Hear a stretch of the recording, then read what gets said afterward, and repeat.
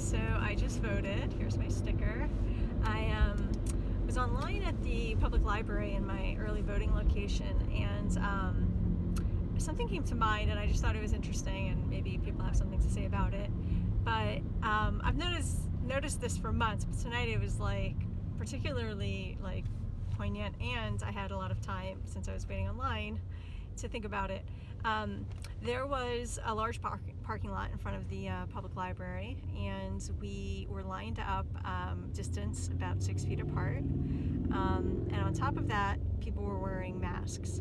So we had three, I guess, levels of precautions in place. We had the fact that we were outdoors, not inside. We were 6 feet apart online, and we were wearing masks. And so, like, I'm just trying to figure out, is it 6 feet or masks or both? Because I was under the impression if you are outdoors and 6 feet apart from other people, you do not need to wear a mask. And so I like to take advantage of that time when I'm outdoors and not near other people to breathe. And I hear oxygen's really good for your health, and I even hear it's necessary to live. So anyway, so we're online. It took a whole long while, and then once I get inside, clearly I'm wearing a mask indoors. There's no question about that, because I want to vote. So I'm going to follow whatever regulations, whether I agree with them or not. I'm going to follow them. And then the minute I get out of the building, I take the mask off.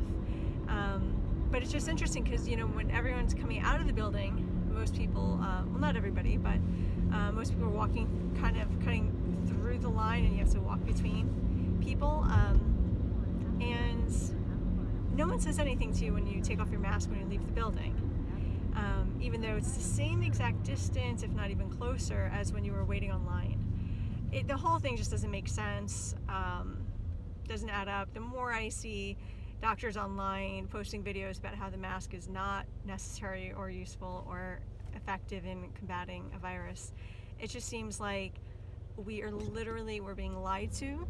We're following like sheep, like we're not thinking for ourselves, and it's really evident when you're standing in a huge empty parking lot with double my arm's length distance, 6 feet between me and the next people. I'm outdoors and I'm distant, and I'm still wearing a mask. Anyway, I've posted a few videos on my story on Facebook of a comedian named J.P. Sears like the store, Sears, and he just makes really great videos that are funny and creative and well produced, and really like hit the point home, if that's the right phrase. Message home, whatever, hit home with the message that the masks aren't that useful. Another video he posted that I shared today on my story as well was about fact checkers and how can we trust the fact checkers? Who are they? How do they know more than God?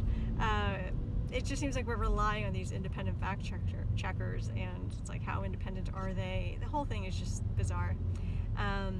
And then the third video he talks about is the apparent, it seems like the powers that be, whether it's the Democratic Party or the media or the tech giants or the pharmaceutical giants, whoever it is, it just seems like there's a lot of influence right now from powerful sources that want you to not form your own conclusions. For instance, there's a doctor on Twitter and Facebook, Dr. David Samadi, who's been posting some statistics from the CDC's website, and he just says, here are the numbers. They're directly from the CDC, and definitely, a official source. But try to think about them for a minute, and draw your own conclusions. For example, that last year at this time there were over 1,200 people, 1,261 to be exact, people who had the flu, and this year I think there were 63 reported cases. So it doesn't make sense. I'm going to let you draw your own conclusions, but I will share mine, which is that all of the supposed COVID cases are being, kind of all lumped into the COVID category, regardless of what they are. There have been doctors coming out on the internet as well saying that they had to fill out death certificates listing COVID as the cause, and when they would not medically say COVID was the cause. And it's really worrisome. I think we need to pay attention to the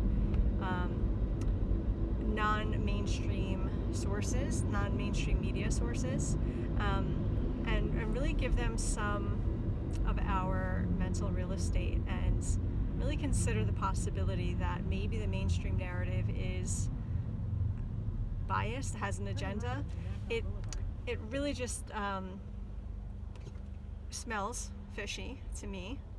And I find it really interesting how this is going on until the election, and I have a suspicion, and mark my words, that come November 5th, or whenever the final ballots are counted, that it will be announced very publicly by all mainstream sources, including the CDC, that masks are no longer necessary.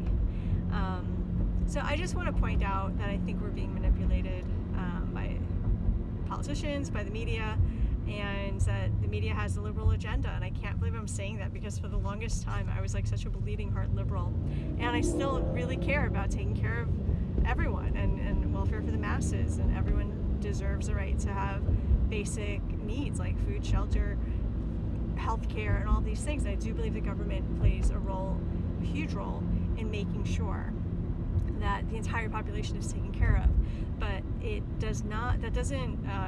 Those beliefs are not mutually exclusive with the Republican Party, and so I've realized that the system itself is what I take issue with. The fact that it's two parties, and if you're one, it means you care about people. If you're the other one, you care about money. At least that's the way I always understood it growing up in my 20s and 30s, and I really felt like libertarians just care about themselves and their money, or Republicans just care about themselves and their money and their big corporations and their big corporate friends, until you realize like those big corporations need to do well in order to stay in business, employ lots of people, and help the entire economy.